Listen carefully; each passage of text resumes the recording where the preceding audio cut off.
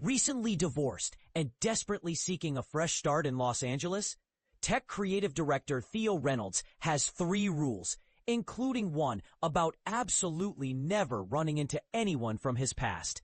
The universe, however, has other plans. On his very first day at a new marketing firm, Theo discovers his brilliant new boss, Mandy Sachs, is none other than the Mandy Sachs who lived 2 houses down from him in Bellevue as a child. The universe has a sick sense of humor. Chapter 1. The Great Escape. Theo Reynolds had exactly 3 items on his life after divorce bucket list. Never speak to another wedding planner again. Move somewhere with actual sunshine. Absolutely, under no circumstances, run into anyone who knew him before he became a cautionary tale. So naturally, the universe, that cosmic comedian with impeccable timing, decided to throw him the world's most elaborate curveball. But we're getting ahead of ourselves. It was a Tuesday when Theo signed the divorce papers. Of course it was a Tuesday. Even his marriage couldn't be bothered to end on a weekend like a normal catastrophe. 3 years of matrimony dissolved with the scratch of a pen and the distant sound of his ex-wife's relieved sigh. Apparently, discovering that your spouse is emotionally unavailable and married to his work during couples therapy is grounds for dissolution. Who knew? Everyone knew. Theo was literally the last to figure it out. Seattle had become suffocating. Every coffee shop held memories of better times. Every drizzly afternoon reminded him of cozy moments that had evaporated faster than morning fog. The tech job that had once felt like a dream now felt like a prison sentence, complete with standing desks and kombucha on tap. So when a recruiter from Sterling & Associates, a boutique marketing firm in Los Angeles, reached out about a creative director position, Theo did what any reasonable 26-year-old disaster of a human would do. He said yes before hearing the salary. 2 weeks later, he was loading his life into a U-Haul, waving goodbye to the Space Needle, and pointing his truck toward California like a man fleeing a crime scene. Which, emotionally speaking, he absolutely was. Los Angeles welcomed him with 78 degrees and traffic that made Seattle's I-5 look like a country road. Theo found an overpriced apartment in Silver Lake that the landlord generously described as charming and full of character, which translated to small, and the dishwasher hasn't worked since 2015. But it had a balcony roughly the size of a bath mat, and from it, if he squinted and craned his neck at a dangerous angle, he could almost see a sliver of the Hollywood sign. Perfect. This was his fresh start. New city, new job, new Theo. He'd be the kind of guy who said things like catching sunrise yoga without irony. He'd date casually without the crushing weight of expectation.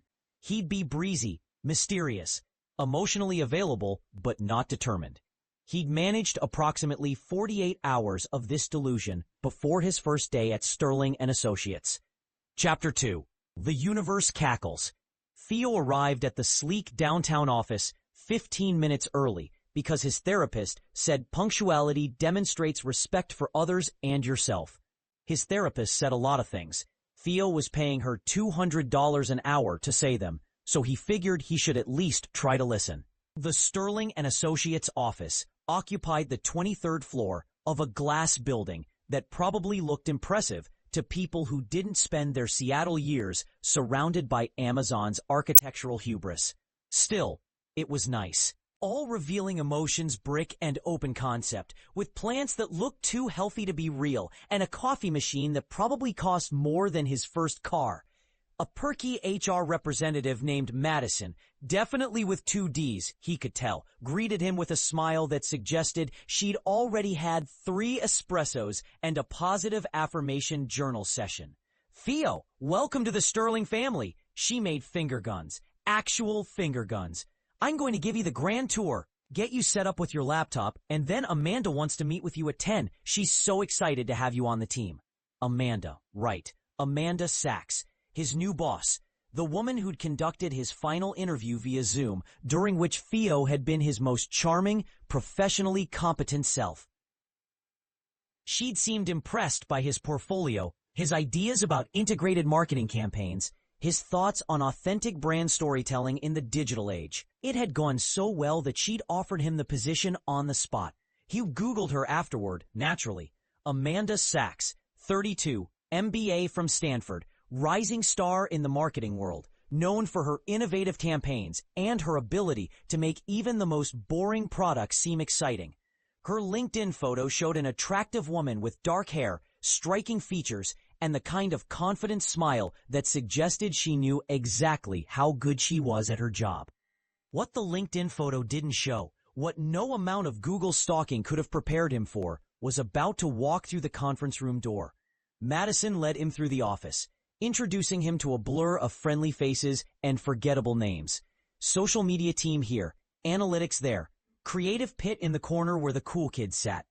Everything was going according to plan until they reached the glass-walled conference room where his 10 o'clock meeting awaited.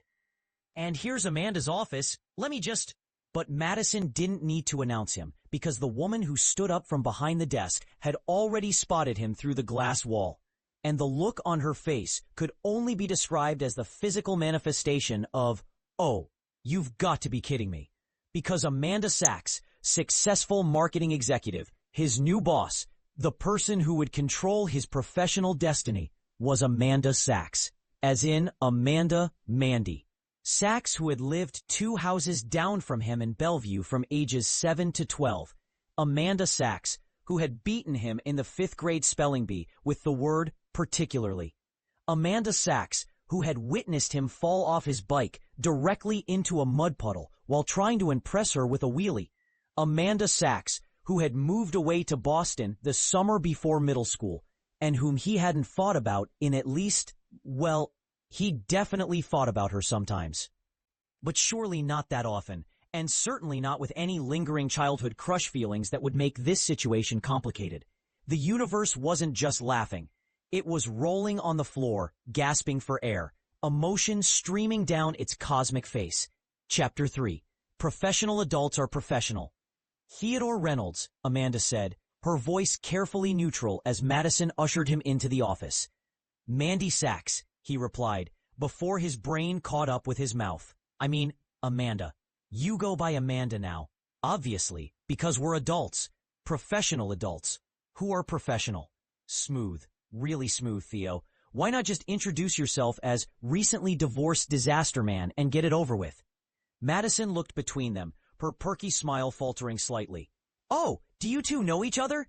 We were childhood neighbors, Amanda said smoothly, gesturing for Theo to sit in one of the chairs across from her desk. About 1,000,000 years ago. Small world. Tiny world, Theo agreed, sitting down and trying to remember how normal people arrange their limbs in chairs. Microscopic, really. Quantum-sized world. Madison's confusion was palpable. Well, I'll leave you two to catch up. Theo, your laptop should be ready at your desk by the time you're done here. So exciting that you have history. She bounced out of the room, closing the door behind her with a soft click. Silence descended like a weighted blanket. Amanda sat back in her chair, studying him with dark eyes that were somehow exactly the same as he remembered, and completely different. She'd grown into her features. All the awkward preteen angles resolved into something striking and composed. Her dark hair was marked in a sharp bob that probably had a name like the executive or the boss bitch. She wore a cream blouse and tailored pants that screamed success, and her desk was organized with the precision of someone who had their life together. Theo had never felt more aware of the coffee stain on his shirt collar. So, Amanda said finally, Theodore Reynolds. Everyone calls me Theo now. I remember. You insisted on Theo starting in 4th grade because you thought Theodore sounded like a stuffy rich kid. It does sound like a stuffy rich kid. Your family had a pool? Small pool. Practically a large bathtub. The corner of her mouth twitched. Was that amusement? God, he hoped that was amusement, and not her suppressing challenge at having her morning ambushed by a blast from the past. I have to admit, Amanda said, leaning forward and folding her hands on her desk, when I was reviewing applications for this position and saw your portfolio, I didn't make the connection. Reynolds is a common name. The Theodore threw me off, since you went by Theo. And your work has been in Seattle, so So you had no idea you were hiring the kid who once got his head stuck in your fence. I'd actually forgotten about that incident. Liar. This time she definitely smiled. I hadn't forgotten. My dad had to get bolt cutters. You cried. I was 8, and it was a very traumatic experience. You were trying to spy on my birthday party. I was not invited to your birthday party, which was the real challenge, but I'm not bitter. You were invited. You said birthday parties were for babies. Oh, right. He'd been going through a phase. Several phases, actually. Most of them regrettable. Well, Theo said, going for levity, because the alternative was diving under her desk and assuming the fetal position. This is awkward. Is it? Amanda leaned back again, her expression shifting to something more businesslike. Because it doesn't have to be. We're both adults. We both have jobs to do. The fact that we knew each other as children is irrelevant. Irrelevant? Theo repeated. Right, totally irrelevant. Unless you think it will be a problem? No, no problem. I'm very professional, extremely professional. You could say professionalism is my middle name. Except it's actually James, but… Theo. Yes? Take a breath. He took a breath. Amanda watched him with an expression that might have been patience, or might have been the carefully maintained composure of someone reconsidering their hiring decision. Look, she said, her voice gentler. I'm sure this is weird for both of us.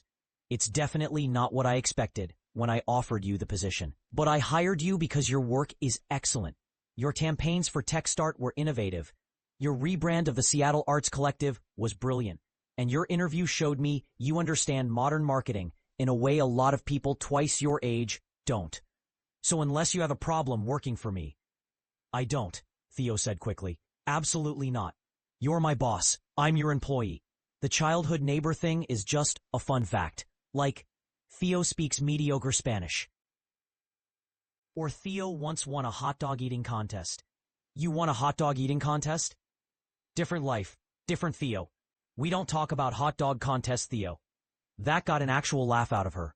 Brief, but genuine. Some of the intensity in Theo's shoulders released. Maybe this would be okay. Maybe they could both be adults about this. Maybe the universe hadn't completely screwed him over. All right, Amanda said, pulling a folder across her desk.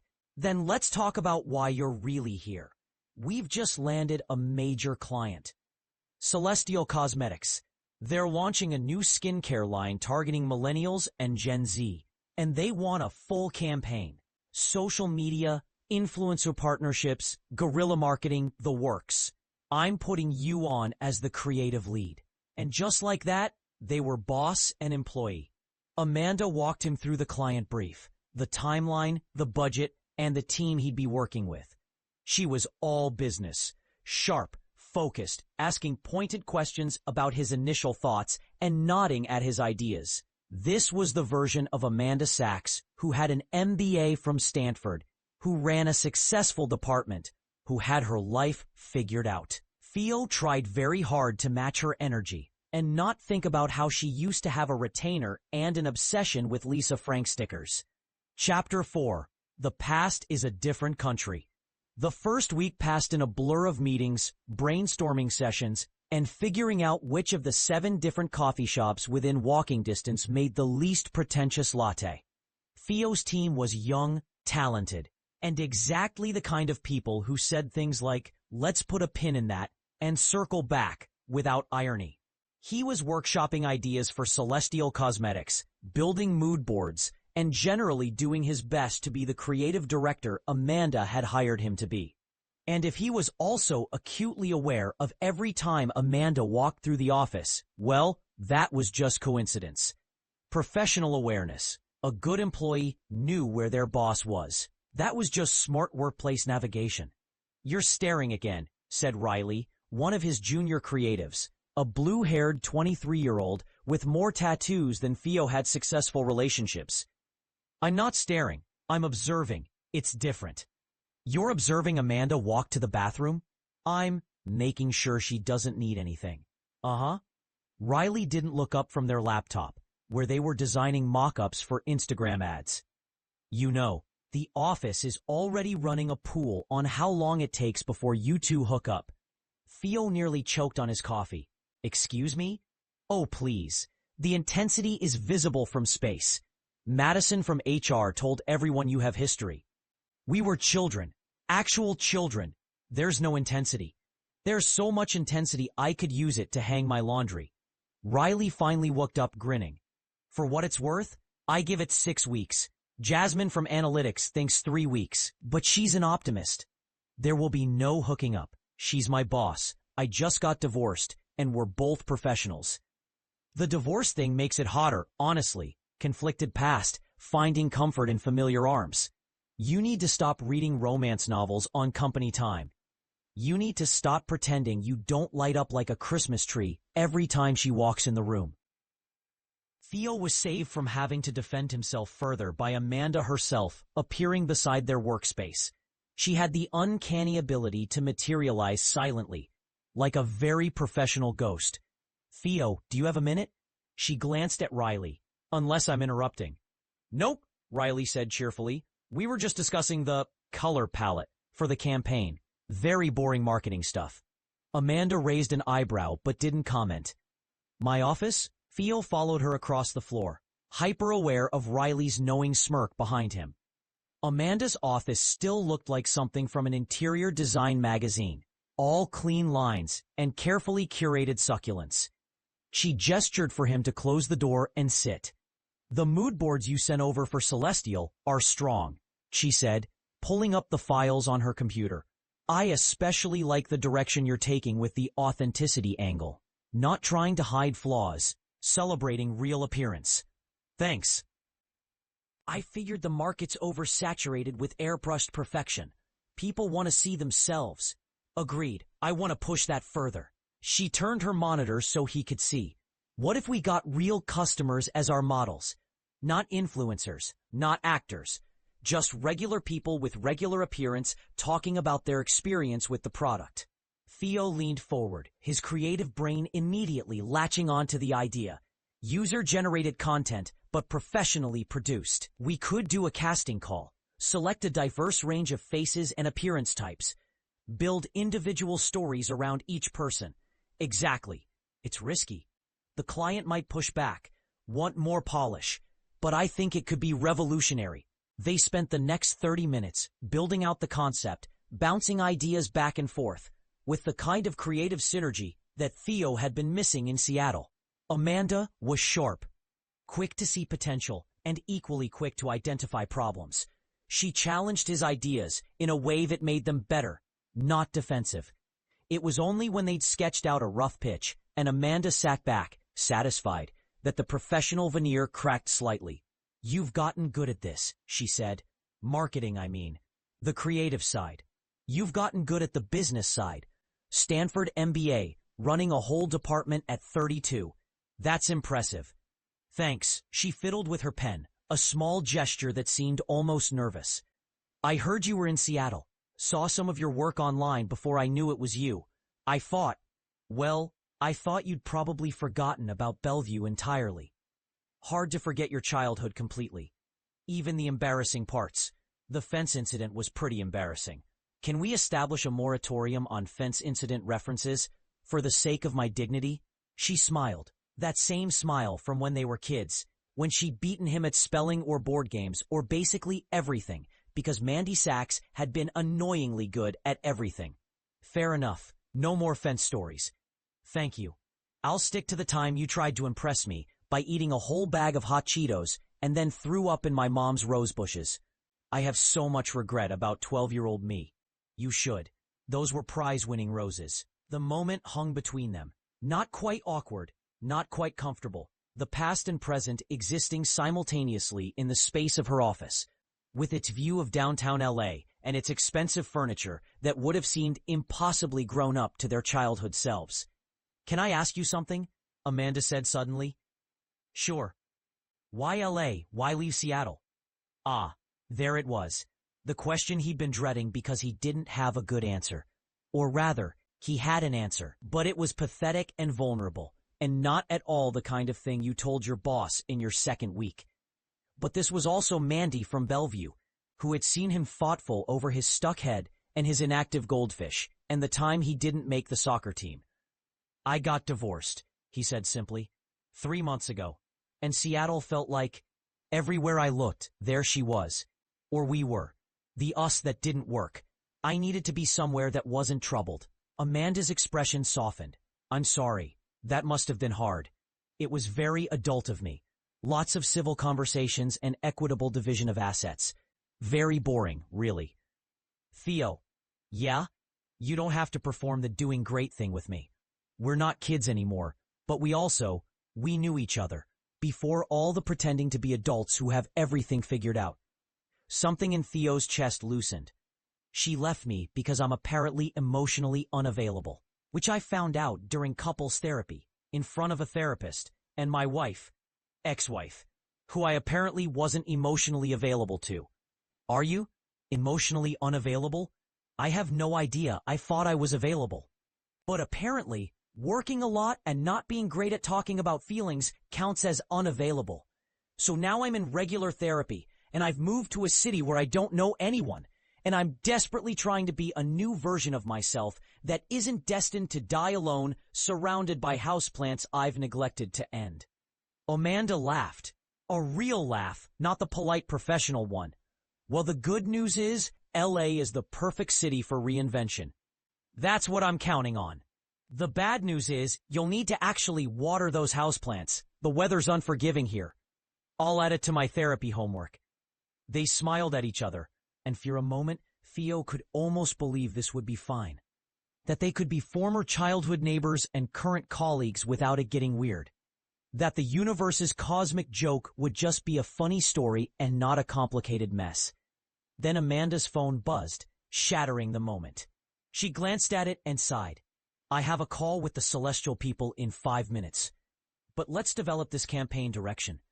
I'll set up a meeting with the full team for tomorrow, and we can start fleshing out the details.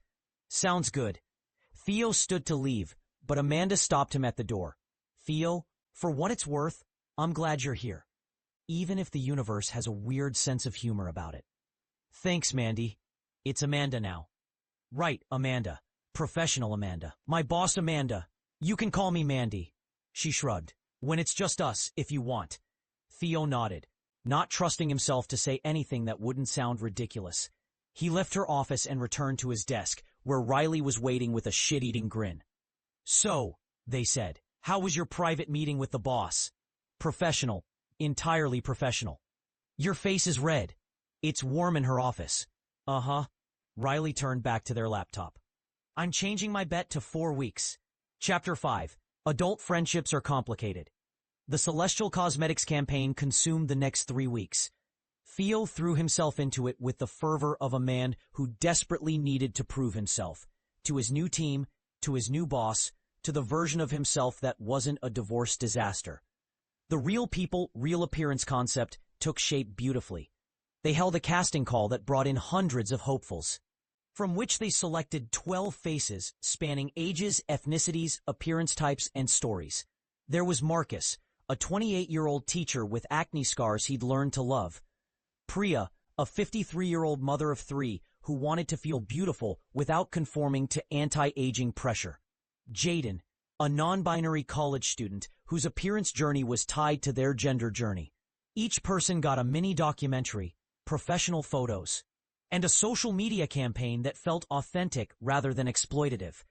It was the kind of work Theo had dreamed of doing, meaningful, creative, human.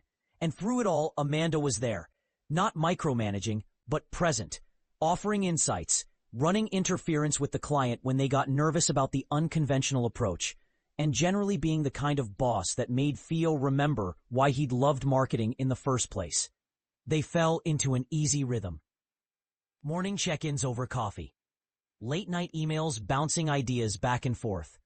Inside jokes about particularly ridiculous client requests. Somewhere in the professional collaboration, they'd also become something like friends. Which would have been fine, great even, if Theo's stupid brain didn't insist on occasionally remembering that Amanda was also attractive, and funny, and smart, and exactly the kind of person he'd want to date if she wasn't his boss, and he wasn't a recently divorced mess. You're doing the thing again, Riley observed one afternoon, the 4th week into the campaign. What thing? The thing where you stare at Amanda like a thoughtful puppy who wants attention, but is also worried of asking for it. That's a very specific description. You're a very specific kind of disaster. Theo couldn't even argue, because Riley was right. The more time he spent with Amanda, the more the boundaries between past and present blurred. She'd mentioned something from their childhood, the time they built a fort in her backyard, or the summer they tried to start a lemonade stand and got shut down for not having a permit. And he'd feel this surge of warmth and nostalgia and something dangerously close to longing. It was ridiculous. He'd known her as a kid. They'd been friends for 5 years, decades ago.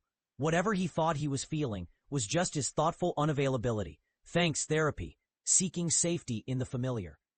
Except it didn't feel like safety. It felt like standing on the edge of something terrifying and exhilarating, and absolutely, categorically off limits. I'm not pursuing this, Theo said firmly, more to himself than Riley. Pursuing what? Nothing. There's nothing to pursue. The lady doth protest too much. Shakespeare references aren't going to make me admit to feelings I don't have. Riley just grinned and returned to their work, leaving Theo to marinate in his denial. That evening, after most of the office had cleared out, Theo was still at his desk, finalizing the presentation deck for the client pitch the next day. He was so focused on getting the transitions perfect that he didn't notice Amanda approaching until she was right beside him. "You're still here," she said. He jumped, nearly knocking his coffee over. "Jesus, do you take classes on sneaking up on people?" "It's a natural talent. The deck looks great." "Thanks, I want tomorrow to be perfect. This campaign could really be something special." "It already is something special." Amanda pulled up a chair, sitting beside him rather than standing over his shoulder. "You should be proud." "I'll be proud when the client approves it and we start production." Spoken like someone who's been burned before. "My last campaign in Seattle was for a tech startup that went bankrupt 3 days before launch. So yeah, I've learned not to celebrate too early." Amanda winced. "That's harsh." "It's fine. Just made me question every professional decision I'd ever made and contributed to the general dissolution of my marriage. Very normal stuff." "Theo, too dark?" "Sorry, my therapist says I use humor to deflect from genuine thoughtful processing." "Your therapist sounds smart." "I'm paying her $200 an hour. She better be smart." They sat in comfortable silence for a moment. The office around them quiet, except for the ambient hum of computers and HVAC. This was becoming familiar too. These moments after hours when it was just them. The pressure of professionalism relaxed, but not entirely gone. "Can I tell you something?" Amanda said suddenly. "Sure. When I first moved to Boston, I was so homesick, I cried myself to sleep for like 2 months. I missed Bellevue. I missed my friends. I missed—" She paused. "I missed having you next door. You were my best friend for 5 years, and then suddenly, you were just gone. Different time zone, different life." Theo's heart did something complicated in his chest. "I missed you too. I tried to email you, remember? But you never responded." "I know. I'm sorry about that. I was 12 and dramatic, and decided it was easier to make a clean pause than to maintain a friendship across the country. I was stupid. You were 12. We both were. Still, I've thought about that sometimes over the years. Wondered what happened to you. If you were happy. If you remembered the fort in my backyard. Or if I was just being nostalgic about something that wasn't as important as I remembered." "It was important," Theo said quietly. "You were important. Are important. As a boss and a friend. Current friend. Adult friend."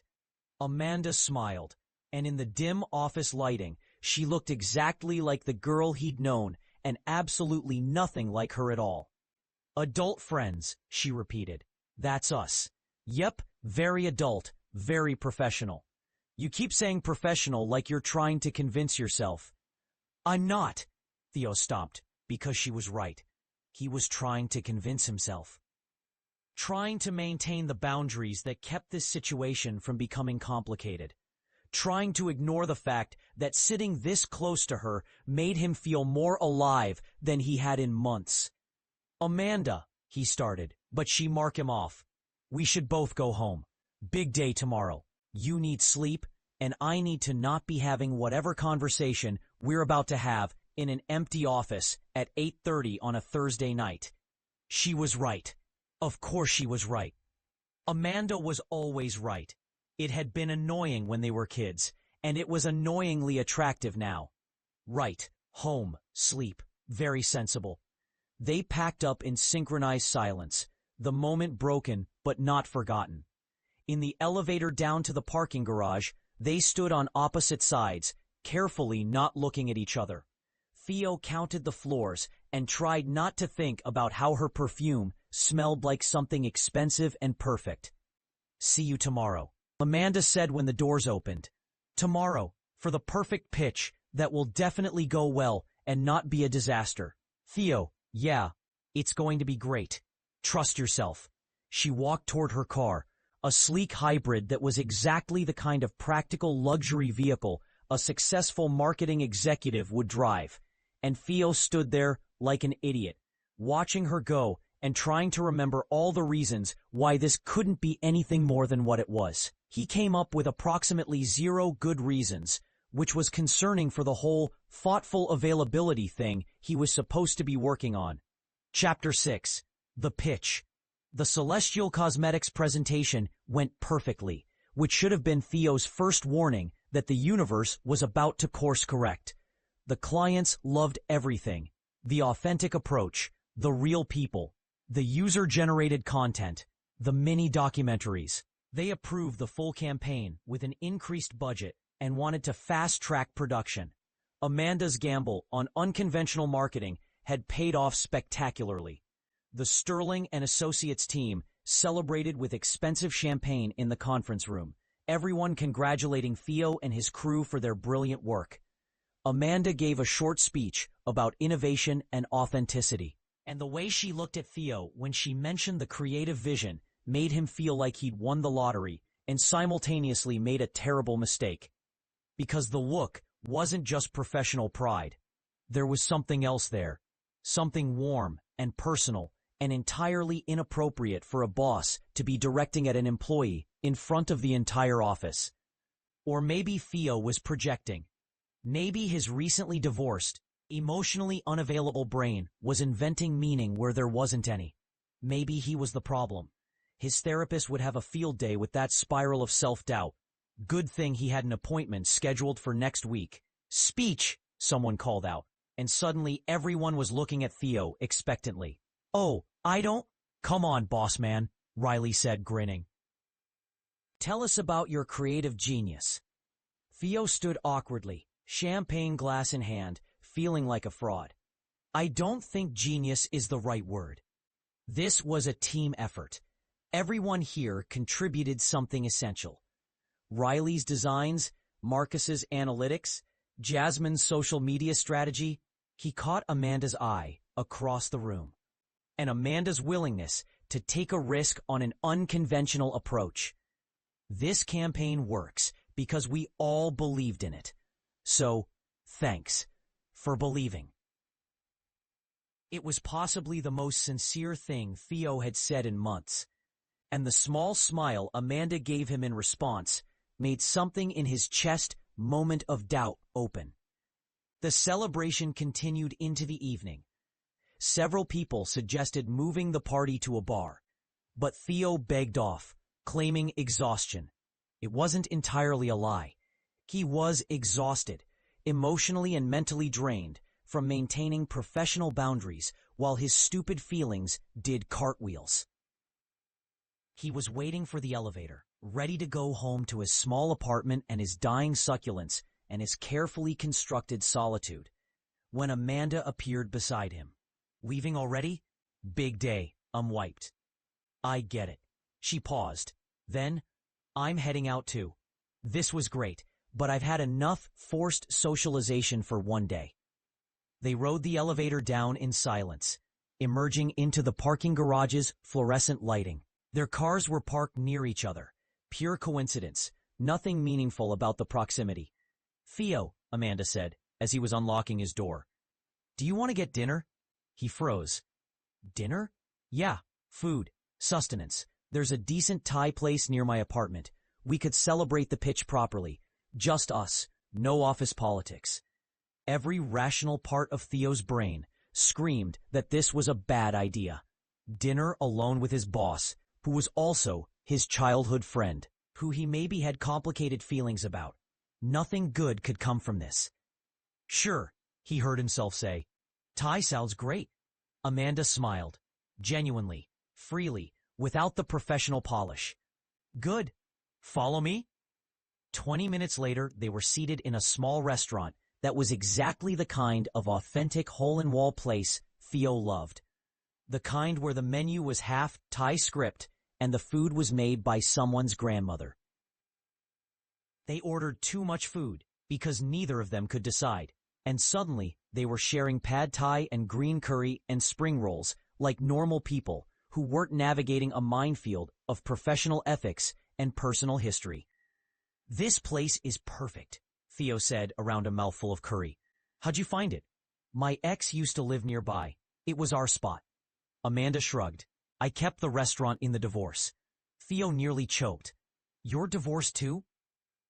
2 years ago. Hence the whole throwing myself into work thing that resulted in the MBA and the promotion and the general overachievement.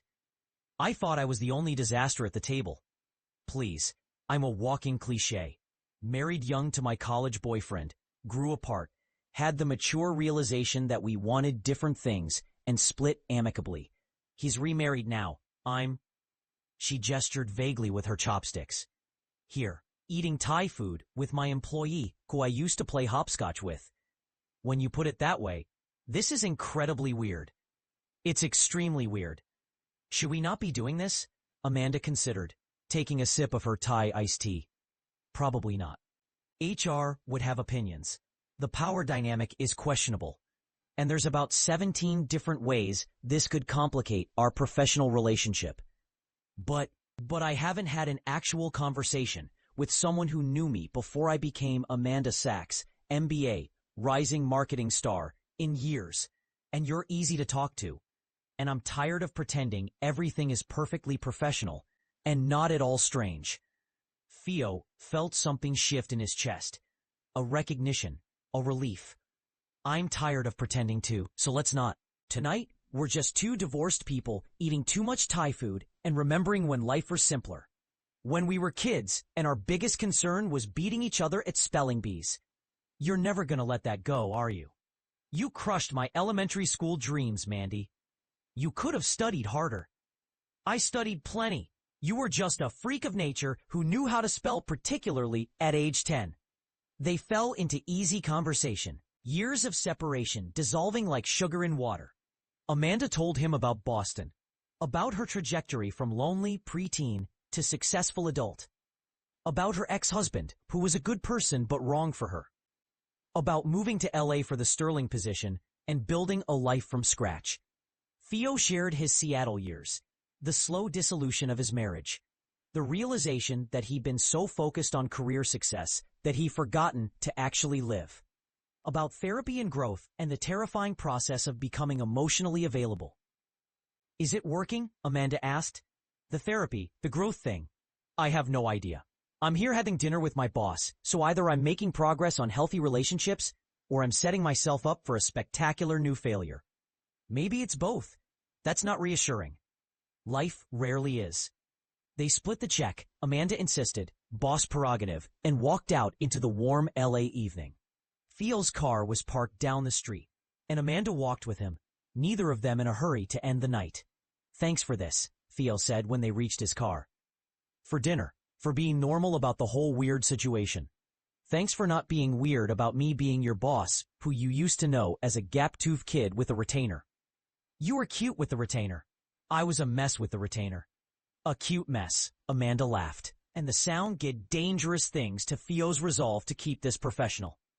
They stood there on the sidewalk, the restaurant behind them still glowing warmly, the LA night air perfect and terrible around them. This is where we should say goodnight and go our separate ways and maintain appropriate boundaries, Amanda said. Absolutely. Be sensible adults who don't complicate things. Very sensible. Neither of them moved. Theo? Yeah, I really want to soft look you right now, and I'm trying to remember all the reasons why that's a terrible idea. Theo's brain short-circuited. Same, both parts, the wanting and the terrible idea parts. We can't. We definitely can't. HR violations, power dynamics, professional disaster, complete nightmare scenario. Plus, you just got divorced, I just got divorced. We're both thoughtful disasters. Total disasters. This would be the worst decision either of us could make. Categorically terrible. Amanda took a step closer. So, we're not going to do it. Absolutely not. We're going to be smart and professional. The smartest and most professional. She was close enough now that Theo could see the flecks of gold in her dark eyes. Could smell her perfume mixing with the scent of Thai basil. Could feel the electric charge in the air between them. "Good night, Theo," Amanda whispered, and then she kissed him. It was soft and sweet and completely devastating. Everything Theo had been trying not to want for the past 6 weeks condensed into a single perfect moment of terrible decision-making. When she pulled back, they stared at each other with matching expressions of "what have we done?" "That was," Theo started. "A mistake," Amanda finished. "Complete mistake. Shouldn't have happened." "Right, total mistake. We're going to forget about it. Already forgotten. Go back to being professional. Extremely professional." They stood there for another long moment, neither of them moving, both of them knowing that professional had just become impossible. "I should go," Amanda said finally. "Probably. See you Monday?" Monday. Professional Monday. She walked away quickly, not looking back, and Theo got in his car and sat there for 10 full minutes, trying to remember how breathing worked. The universe, that cosmic comedian, was definitely having the last laugh. Epilogue. The universe isn't done yet. Monday morning arrived with all the subtlety of a freight train. Theo got to the office early, determined to prove that everything was normal and fine and not at all affected by the soft look that had definitely been a mistake, and that they were absolutely going to forget about. Amanda was already at her desk when he arrived, and the look she gave him through her office window was pure challenge mixed with resignation. They were going to have to talk about this, like adults who made mistakes and dealt with consequences. But before either of them could figure out how to start that conversation, Madison from HR appeared at Theo's desk with her signature perky smile. "Theo, Amanda, I need both of you in the conference room. 5 minutes." She bounced away before either of them could ask questions, leaving them to exchange confused looks across the office. The conference room held the entire senior leadership team, all looking uncomfortably serious. This was either about the Celestial campaign or someone had discovered the soft look, and Theo wasn't sure which would be worse. "Thank you both for coming," said Robert Sterling himself, the company founder.